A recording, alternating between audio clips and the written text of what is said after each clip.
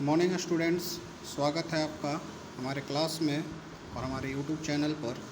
आज हम लोग जानेंगे कि किसी भी चैप्टर का समरी किस प्रकार से लिखते हैं। उसको समरी को जानने के लिए हम लोग अभी 7 क्लास का पहला चैप्टर जो है हनीकॉम्ब नाम का एक बुक है, उसका पहला चैप्टर जो है, पहला पोयम जो है द स्क्वायरल, उसका हम लोग जानेंगे समरी किस प्रकार से लिखते हैं। तो हमने यहाँ पर समरी लिख दिया है, उसको समझेंगे। तो सबसे पहले हेडिंग दे देंगे समरी, उसके बाद किसी भी जिसका हम लोग लिख रहे हैं, चाहे वो कहानी हो या फिर कविता हो, उसका नाम लिखेंगे द स्क्वायरल। तो द स्क्वायरल, फिर उसके बाद उसके लेखक या कवि का नाम लिखेंगे।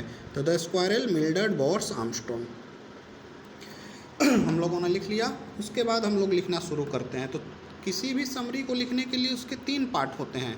पहला पार्ट उसका इंट्रोडक्शन, दूसरा पार्ट उसका बॉडी और तीसरा पार्ट उसका conclusion.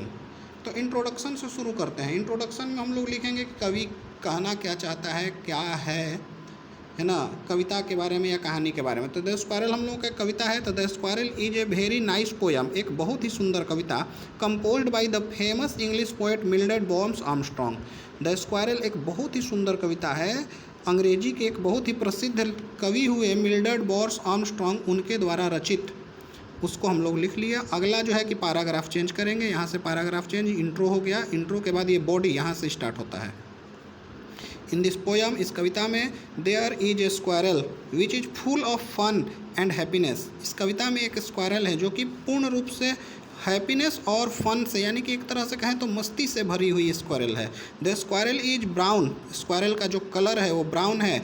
And when it its a nut sitting on the ground the tail of the squirrel look likes a question mark.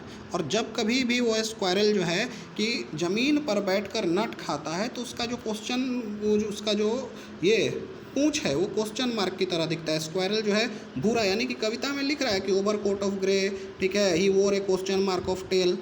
तो ये जो भी है वो बॉडी में हम लोग लाएंगे। आगे कहता है,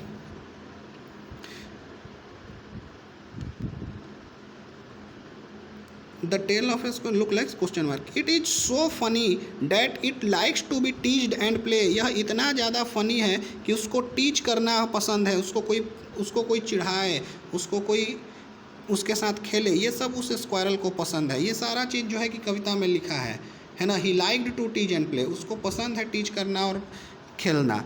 and when a boy runs around his tree he ran away, और जब कभी कोई लड़का उसके पेड़ के इर्द गिर्द दौड़ता है वो भाग जाता है। ये इसका बॉडी हो गया। अब कंक्लूजन, निष्कर्ष क्या कहता है। 10 इस प्रकार, the poet wants to show the cheerfulness of a squirrel as well as a child.